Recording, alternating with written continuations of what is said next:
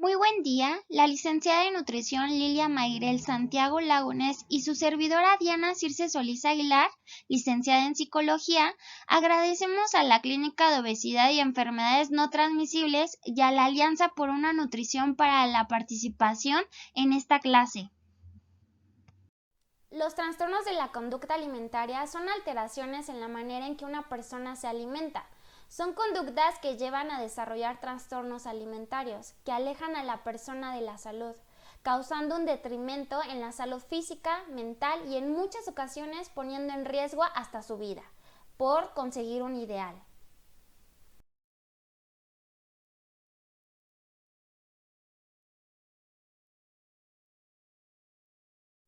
Los trastornos de la conducta alimentaria son el producto de una variedad de factores biológicos, psicológicos y sociales que se unen. Sin embargo, es concebible que los efectos de la restricción severa del alimento o de la ingesta crónica o episódica excesiva del alimento pudieran ser comparables a las alteraciones del cerebro encontradas en los animales que son sometidos a una subalimentación o sobrealimentación.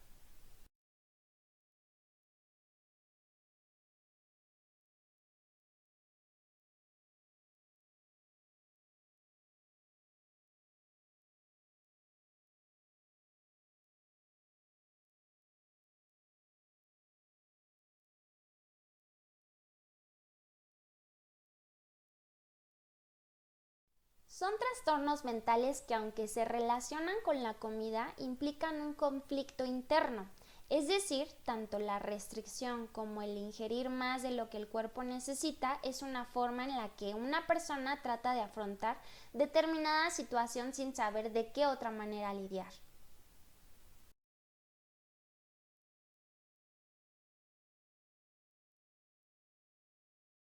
En el Manual Diagnóstico y Estadístico de los Trastornos Mentales, el DSM-5 mencionan 7 tipos: anorexia nerviosa, bulimia nerviosa, trastorno por atracón, pica, trastorno por rumiación, trastorno de evitación, restricción de la ingesta de alimentos y los trastornos de la conducta alimentaria no especificados, como anorexia y bulimia típica, síndrome de consumo nocturno y trastorno purgativo.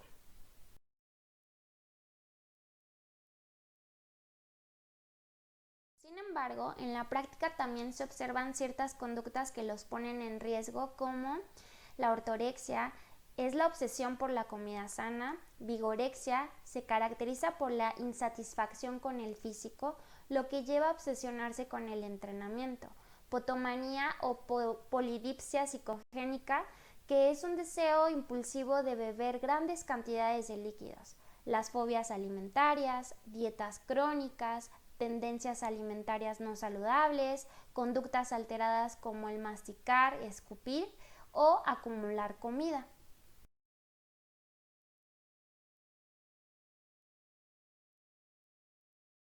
Los trastornos de la conducta alimentaria se pueden presentar en cualquier edad: niños, adolescentes, adultos, sexo, género, nivel socioeconómico, etnicidad, diversos tamaños, pesos y apariencias. Son multicausal. Uno de ellos son el abuso físico, psicológico o sexual, un ambiente familiar hostil de sobreprotección o de control excesivo, carencia de figuras de autoridad o reglas establecidas rígidas, ser víctima o sobreviviente de un evento traumático, experiencia de dolor o de pérdida, fenómenos ambientales determinantes como los medios de comunicación, modas, estereotipos y prototipos de belleza, y rasgos de carácter como baja autoestima, inestabilidad emocional y conductas obsesivas. Factores como estos pueden influir en un individuo para usar el alimento como un mecanismo de afrontamiento para aliviar las emociones dolorosas.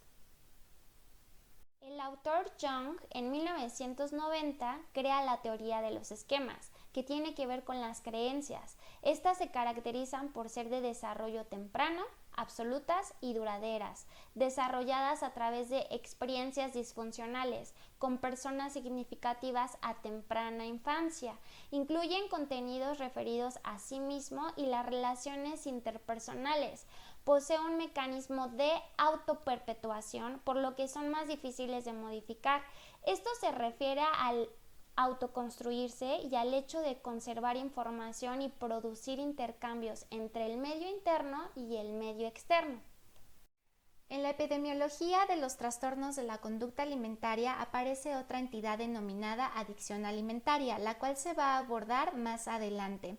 Se ha observado que entre el 25 y el 81% de los casos se asocia a obesidad, a trastorno por atracón y a bulimia nerviosa. En el caso de obesidad, hasta el 25% la presentan, en trastorno por atracón hasta el 76%, en bulimia nerviosa se ha observado incluso en todos los casos y en anorexia nerviosa en un 60%. En el caso de obesidad, cuando están en un tratamiento de pérdida de peso, se llega a aumentar hasta un 41%, cuando están en un proceso de intervención para cirugía bariátrica hasta un 53.7% y cuando llevan una dieta hipocalórica un 34%. Cuando existe obesidad con adicción alimentaria, se observa hasta el 72% con trastorno por atracón. En bulimia nerviosa, cuando están en recuperación, hasta un 30%. Y en nuestro país se ha observado que hasta el 72% de la población ha llegado a presentar condiciones de adicción alimentaria. En el caso de los adolescentes con obesidad hasta un 41% y en México un 20.7%. En el caso de los infantes llegan a presentarla un 41%. A manera general, todos los trastornos de la conducta alimentaria pueden tener adicción alimentaria concomitante en un 72.8%. En el DSM-5 encontramos los criterios diagnósticos para los diferentes trastornos de la conducta alimentaria, comenzando por la anorexia nerviosa. Esta se caracteriza con restricción de la ingesta energética en relación a las necesidades, miedo intenso a ganar peso o comportamientos persistentes que interfiere en el aumento de peso aún este siendo muy bajo, y alteración en su imagen corporal. En la bulimia nerviosa se caracteriza por presentar episodios recurrentes de atracones, ingestión superior en un periodo determinado, sensación de falta de control. Comportamientos compensatorios inapropiados recurrentes como vómito, laxantes, diuréticos, ayuno, ejercicio excesivo, con frecuencia de al menos una vez a la semana durante 3 meses. La autoevaluación está influenciada por la constitución y el peso corporal y diversas alteraciones. Y en trastornos por atracón tiene que ver con episodios recurrentes de atracones, ingestión superior, falta de control, se asocia a comer muy rápidamente, en grandes cantidades, sentirse desagradablemente lleno, comer solo debido a la vergüenza y sentirse a disgusto con uno mismo, deprimido o muy avergonzado. Malestar intenso, ocurrencia de al menos una vez a la semana durante 3 meses y comportamiento compensatorio inapropiado. Los factores de causalidad de estos trastornos interactúan en la causa global de los mismos, como lo son los factores biológicos, psicológicos y sociales. Comenzando con los biológicos, hay algunos síntomas que se superponen entre estos trastornos, como la restricción de alimentos, comilonas episódicas, purga o ejercicio excesivo. Es importante destacar que la investigación ha demostrado que puede haber una transición entre los síndromes de trastornos de la alimentación y las etapas de recuperación. Por lo tanto, es posible que el estado de la enfermedad y la gravedad de los síntomas de los trastornos de la conducta alimentaria estén asociados con los grados de adaptación de la función cerebral y que diferentes características puedan estar relacionadas con distintas anomalías neurobiológicas. El sistema de recompensa del cerebro es un circuito cerebral relativamente bien caracterizado que desempeña un papel central en el impulso de comer, y las personas con trastornos alimentarios actuales o pasados muestran alteraciones en estas vías en comparación con los controles. Los sistemas de recompensa del sistema nervioso central se regulan por neurotransmisores que permiten que el individuo desarrolle conductas aprendidas y que responda a eventos placenteros o de desagrado. Las alteraciones estructurales y funcionales en la ínsula y la corteza frontal, incluidas las regiones orbitofrontal y cingulada, áreas que contribuyen al procesamiento de recompensa y ansiedad, podrían predisponer al desarrollo de un trastorno alimentario. Los cambios adaptativos en esos circuitos en respuesta a desnutrición o a repetidas ingestas compulsivas y la purga podrían promover aún más el comportamiento de la enfermedad, dificultar la recuperación y contribuir a la recaída. El consumo de alimentos es impulsado de manera significativa por el sabor de los mismos, los cuales estimulan los circuitos de recompensa cerebral y sus mecanismos, por lo que se ha sugerido que el sabor podría ser importante en el desarrollo de la fisiopatología de una alimentación anormal.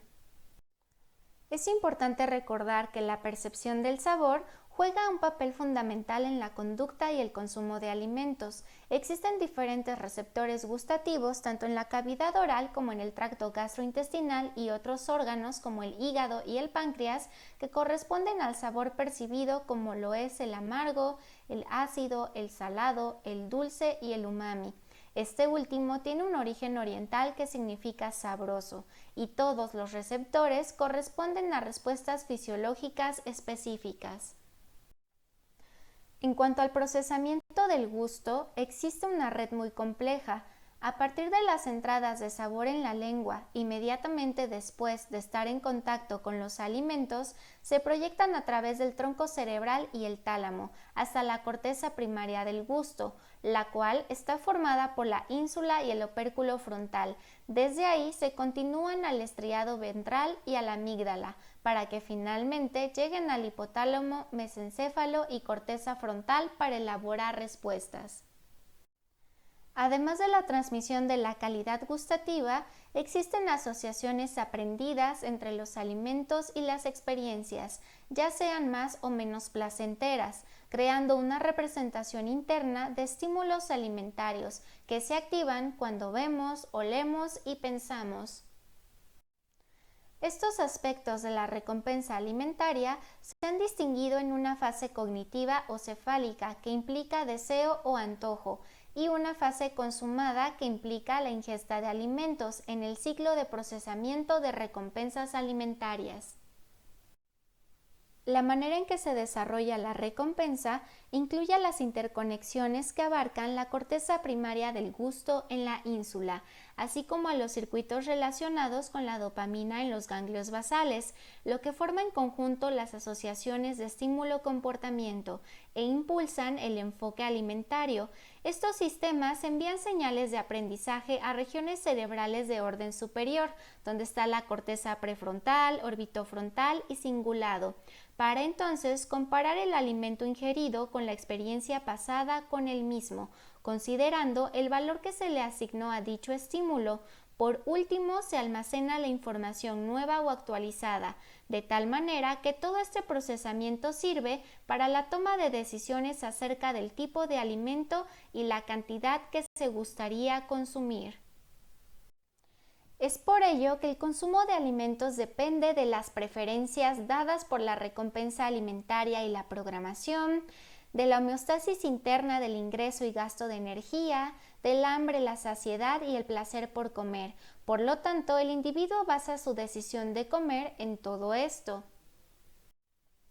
La restricción de alimentos y la pérdida de peso se han asociado con una mayor respuesta de recompensa relacionada con la dopamina. Estos estudios sugieren que la restricción de alimentos puede sensibilizar.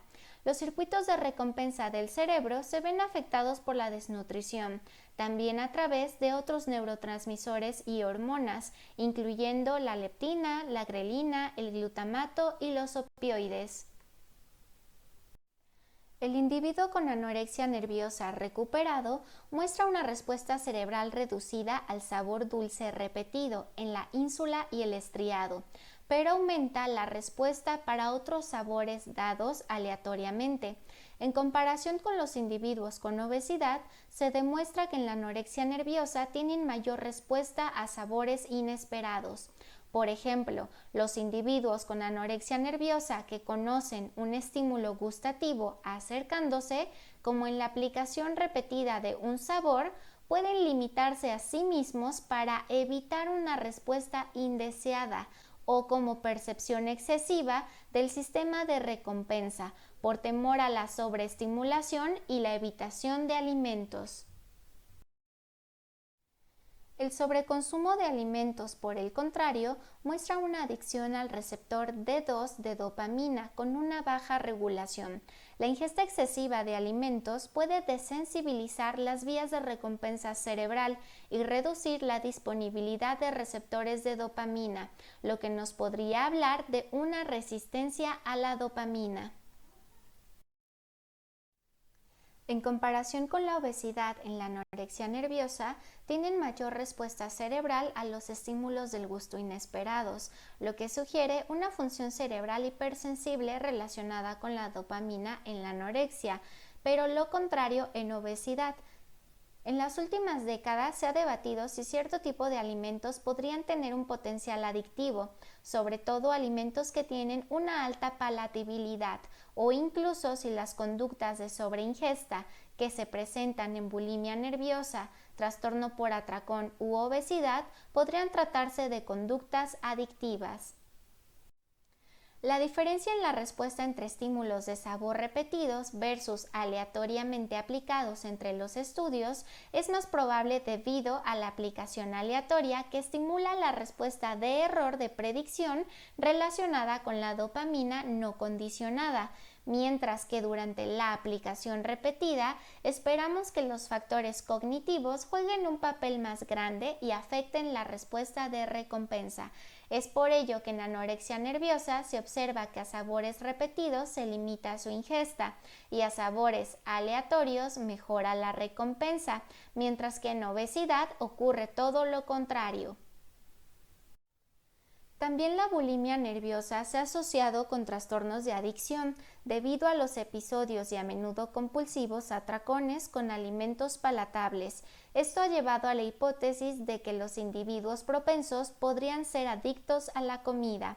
Recientemente se encontró una respuesta de error de predicción reducida en bulimia nerviosa, en la ínsula, estriatum anteroventral y corteza frontal, mientras que la frecuencia de atracón o purga predijo una menor respuesta de error de predicción. Apoyando esta construcción, puede jugar un papel importante en la bulimia nerviosa.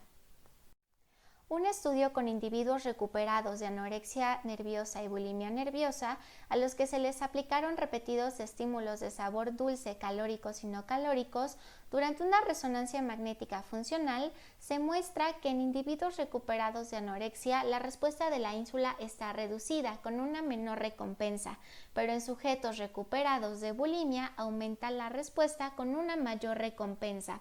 Sin embargo, como es un estudio funcional, la respuesta alterada podría ser directamente debido a la función de la ínsula o podría ser debido a la entrada alterada de otras regiones del cerebro que afectan la actividad de la ínsula.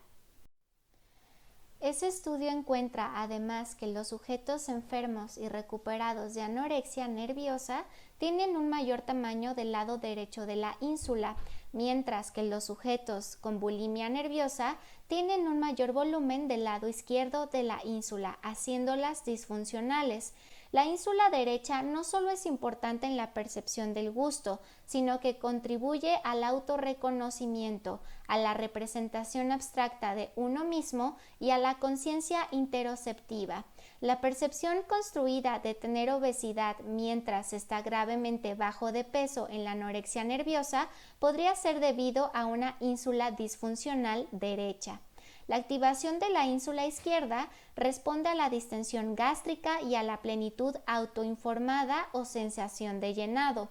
Por lo tanto, el volumen alterado de la ínsula anterior podría interferir con la interocepción normal en la bulimia nerviosa y un estado anormal de plenitud o saciedad, y luego desencadenar el impulso de purgar después de la ingesta excesiva de alimentos y la culpa experimentada por comer. Se ha sugerido que la ansiedad es un factor clave de vulnerabilidad para el desarrollo de los trastornos de conducta alimentaria. Además, se ha observado que anorexia y bulimia nerviosa tienen dificultades para regular sus emociones. Los individuos con trastornos de conducta alimentaria parecen controlar su alimentación, peso y silueta como una manera de abordar su percepción de falta de control sobre los factores de estrés interpersonales y globales y una ansiedad abrumadora. En resumen, con los altos comportamientos ansiosos observados en los trastornos de conducta alimentaria, las vías cerebrales relacionadas con el miedo deberían estar involucradas en esos trastornos. En resumen, se podría plantear la hipótesis del siguiente modelo de una desconexión funcional entre las regiones del cerebro. El individuo con anorexia nerviosa inicialmente está aprendiendo a sobrevalorar los ideales extremos de la delgadez y la amígdala se sensibiliza a los estímulos alimentarios y relacionados con el cuerpo como una amenaza y comienza a restringir los alimentos. Con la progresión de la enfermedad, existe una creciente falta de conectividad entre la corteza frontal y la amígdala, posiblemente relacionada con la alteración de la conectividad de la sustancia blanca. Esto puede conducir a una incapacidad de las regiones cerebrales prefrontales para controlar la actividad excesiva de la amígdala, que sigue conduciendo los temores relacionados con el peso, incluso si un individuo con anorexia intenta invertir el curso.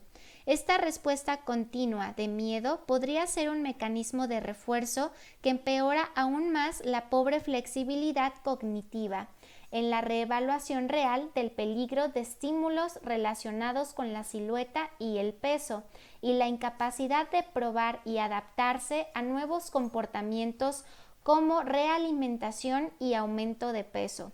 Además, una integración patológica de las señales de la periferia del cuerpo puede alterar la imagen corporal normal y conducir a la percepción de tener obesidad a pesar de ser delgado. Tanto la anorexia como la bulimia nerviosa comparten un estado de ansiedad aumentada y temor con la silueta y el peso. El miedo y la ansiedad son intolerables para ellos e incluso el comportamiento de la enfermedad en particular, por lo que en la anorexia se manifiesta la restricción alimentaria y en la bulimia el comer compulsivamente y la purga. La adolescencia es una etapa del desarrollo en donde la dopamina y el circuito de recompensa también van a impactar en las conductas. Es por ello que la dopamina regula en el cerebro movimiento, atención, decisión, emoción, motivación, aspectos sociales, sentimientos de placer. Y el circuito de recompensa es una vía de reforzadores. Unas pueden ser artificiales a través de las drogas y las conductuales como la adicción por los videojuegos, por el internet, compras, sexo, conductas de riesgo, en este caso en los trastornos de la conducta alimentaria. Algunas maneras de aumentar la dopamina de manera saludable puede ser a través del ejercicio, meditación, dormir bien, alimentación saludable, aprender nuevas cosas y evitar el estrés. Los cambios conductuales constantes como atracones, restricciones y purgas modifican ciertas estructuras a nivel cerebral que van a contribuir a la recompensa y a la ansiedad del desarrollo de un trastorno alimentario. Tienen que ver con la motivación de la ingesta alimenticia. La ínsula también contribuye al autorreconocimiento, que es esta representación corporal, es la percepción de estar gordo cuando se está severamente bajo en peso. Asimismo, la corteza frontal se asocia a la capacidad de restringir alimentos debido al temor y ansiedad por el aumento de peso. Y la corteza frontal y la amígdala tienen que ver con pensamientos y emociones que pueden impulsar temores relacionados con el peso. Los individuos con adicción a la comida dependen de los buenos sentimientos que se obtienen al consumir ciertos alimentos, circunstancia que a menudo perpetúa una continua necesidad de comer, incluso cuando no tienen hambre.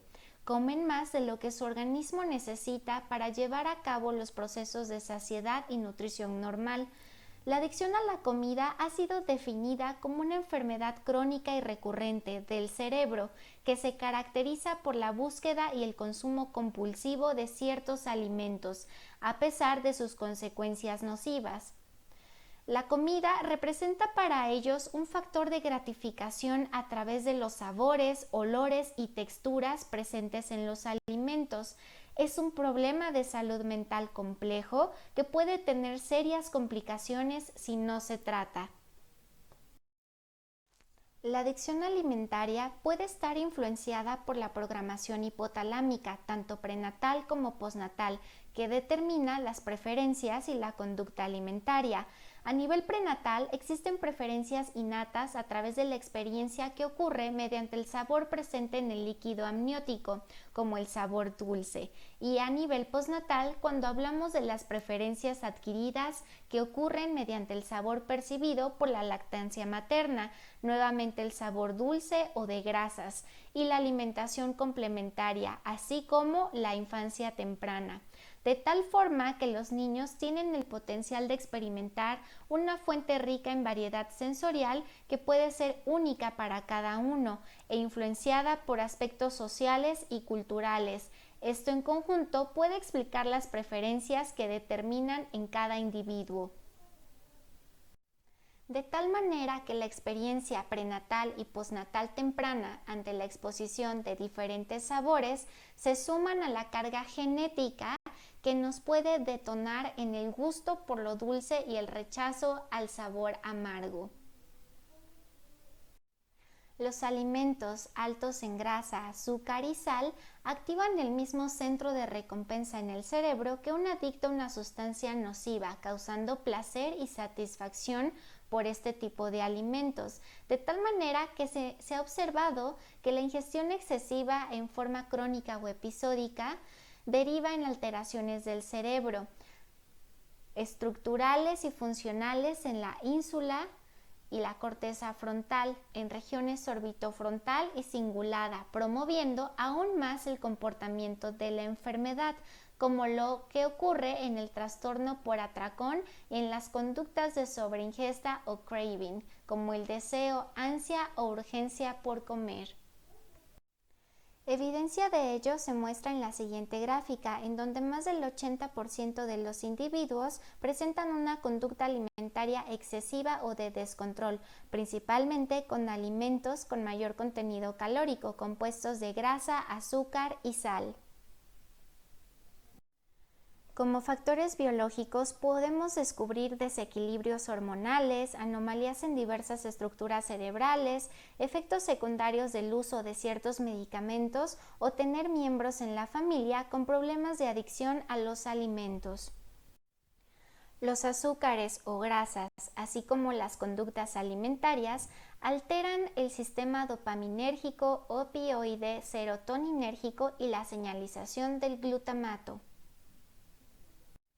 La dopamina está implicada en mecanismos cerebrales del sistema de recompensa que involucran áreas prefrontales, estructuras subcorticales como la amígdala y el estriado y áreas sensoriales. Las sustancias y alimentos altamente palatables actúan en un intento de aliviar la recompensa reducida del individuo como un proceso de automedicación ante un sistema dopaminérgico hipoactivo, impactando en la conducta alimentaria. Los opioides están implicados también en el sistema de recompensa. Diferentes reacciones placenteras actúan en sitios específicos de las estructuras límbicas. Ciertos alimentos y sustancias como grasas y proteínas estimulan la producción de opioides endógenos, generando un impacto hedónico produciendo placer. Cuando los niveles de serotonina se encuentran bajos, ocasionan una disminución del control inhibitorio sobre el deseo de sustancias o alimentos, aumenta el ansia por consumir alimentos especialmente dulces y se opone a la regulación de la impulsividad ante alimentos altamente palatables, propiciando su consumo. Los niveles elevados de serotonina ayudan a disminuir los síntomas de abstinencia al tabaco, aumentando la ingesta de hidratos de carbono y un consecuente aumento de peso corporal en mujeres con sobrepeso. Cuando existe una alteración en la sensibilidad al glutamato, se potencian las vías neuronales que vinculan el recuerdo del consumo de sustancias o alimentos con el placer. Se estimula el deseo de repetir la experiencia, por lo que estas alteraciones se han relacionado directamente con la ingesta de alimentos, conductas de búsqueda y conductas de atracón. Estudios en roedores sugieren que el funcionamiento y estructura muestran una adicción al receptor D2 de dopamina con una baja regulación. La ingesta excesiva de alimentos puede desensibilizar las vías de recompensa cerebral y coincidir con una reducción de la disponibilidad de receptores de dopamina cerebral. El síndrome de déficit de recompensa se caracteriza por una función dopaminérgica disminuida. Existe un conjunto de polimorfismos para la síntesis de serotonina, ácido gamma-aminobutírico, dopamina y acetilcolina, que regulan el sistema de recompensa. Este síndrome tiene modificaciones en su funcionamiento y se considera que está directamente relacionado con el desarrollo de los trastornos de la conducta alimentaria. La adicción a los alimentos puede resultar en muchas consecuencias físicas negativas en el cuerpo por el exceso de alimentos que se consume, impactando en el desarrollo de enfermedades del corazón, diabetes, problemas digestivos, desnutrición, obesidad, fatiga, dolor, trastornos del sueño, disminución de la libido, dolores de cabeza, letargo, enfermedad renal, hepática u osteoporosis. Factores de causalidad psicológicos. Estos trastornos también están en relación con la imagen corporal. Esta se caracteriza por ser la imagen que forma nuestra mente de nuestro propio cuerpo.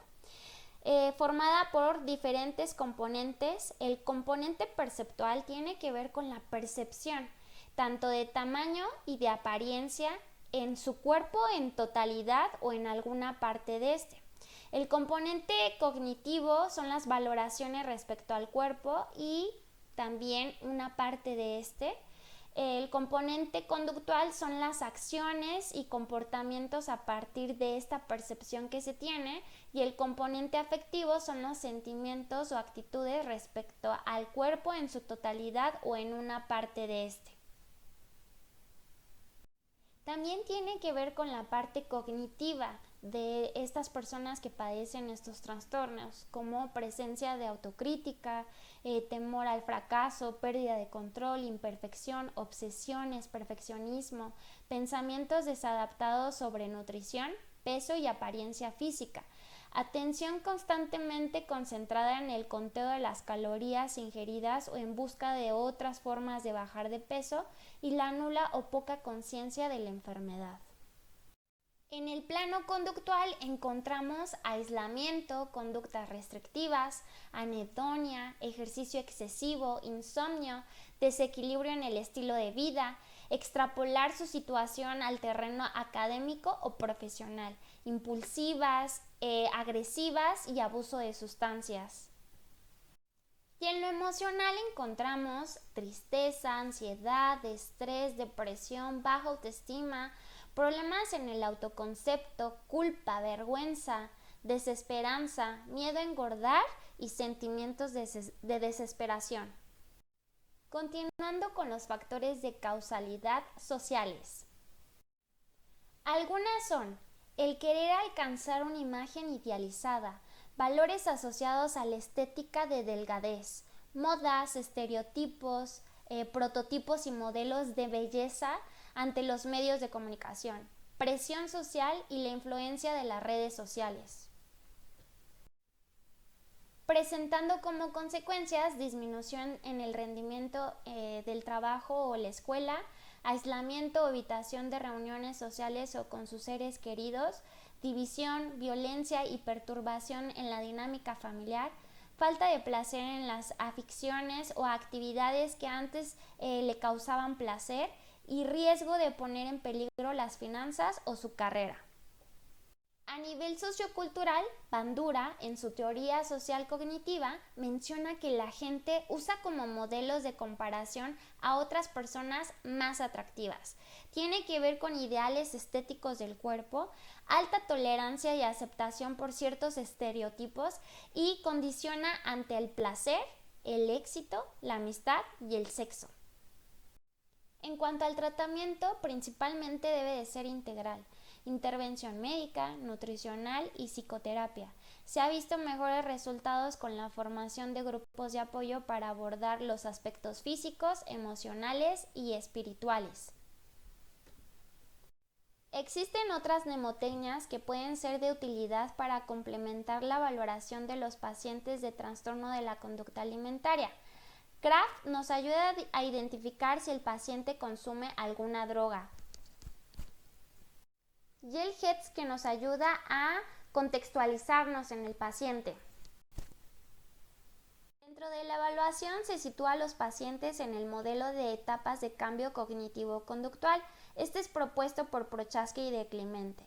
Este modelo es de enfoque cognitivo-conductual, en el cual permite saber en dónde se encuentra el individuo y de esta manera ver la forma en cómo se le proporcionará la intervención para la obtención de un estilo de vida saludable.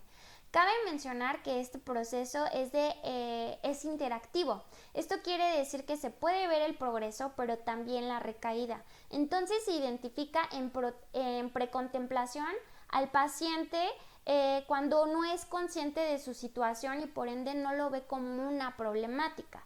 Contemplación, que es cuando el paciente ya identifica que su situación es una problemática, pero cómo puede o no realizar cambios. Preparación es cuando diseña un plan. La acción es cuando lleva a cabo este plan y el mantenimiento sería el seguimiento de dichas conductas de cambio. La escala de adicción a los alimentos permite detectar a sujetos con conducta adictiva a los alimentos. Está basada en los criterios del DSM-5 de dependencia de sustancias para identificar a individuos que presentan tendencias adictivas hacia la comida. Esta herramienta está validada y aprobada para su aplicación en la población mexicana, aunque solo se toman en cuenta algunos ítems de la original debido a la adaptación que conlleva. Este instrumento también está validado para utilizarse en población pediátrica. Tiene el sesgo de falta de especificidad en cuanto a la detección de adicción alimentaria o a la detección de un trastorno de conducta alimentaria ya especificado. En cuanto al tratamiento farmacológico, se han estudiado los antagonistas no selectivos de los receptores de opioides, que han mostrado disminuir el deseo y consumo de alimentos ricos en azúcar y grasas en pacientes con normopeso, obesidad, bulimia nerviosa o trastorno por atracón, así como han favorecido la ganancia de peso en pacientes con anorexia nerviosa. Otros que se han estudiado son los inhibidores selectivos de la recaptura de serotonina, que han mostrado disminuir los episodios de atracones. Por último, otros que se han estudiado es el tratamiento basado en glutamato, que ha mostrado ser efectivo en el trastorno por atracón acompañado de obesidad. De igual manera, ayuda a disminuir el craving por la comida y controla el aumento de peso. En cuanto a las intervenciones, es el incrementar la conciencia mediante la información sobre la alimentación y el ejercicio físico sanos, a través de lecturas, pláticas, documentales, películas y páginas educativas.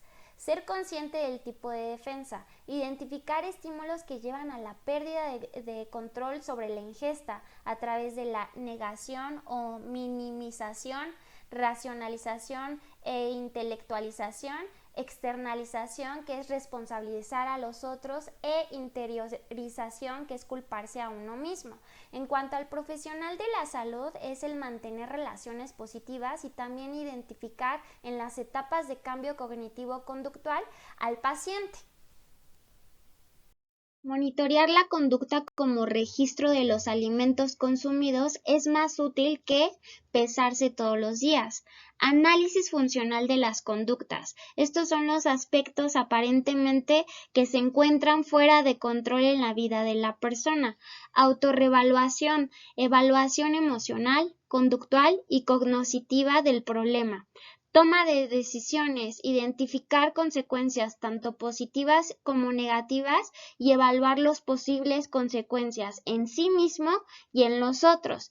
Y el circuito de recompensa, buscar o identificar placeres a través de la lectura, bailar, pintar, apreciar un atardecer, meditar, agradecer, por mencionar algunos. Recompensa. Es importante identificar las recompensas de sí mismo y de los otros por hacer los cambios. Estrategias en las habilidades sociales como comunicación asertiva, comunicación efectiva, role-playing, contrarrestar. Desarrollar conductas sustitutas de la conducta alimentaria, como hablar consigo mismo, pensamientos positivos, relacionarse con seres queridos, mantenerse ocupado, hacer ejercicio adecuado, relajación, actividades recreativas, involucrar en las soluciones a la familia. Y el control ambiental, es decir, restaurar y evaluar el ambiente a través de la evitación y la exposición. Control de estímulos como redes sociales, disminuir la disponibilidad de comida en casa, no pasar por el gimnasio, recordatorios por escrito o alarmas. Las competencias generan estilos de vida saludable, previenen y brindan fortalezas en las personas. Como profesionales de la salud es importante promover competencias para prevenir y proteger cualquier etapa de la vida.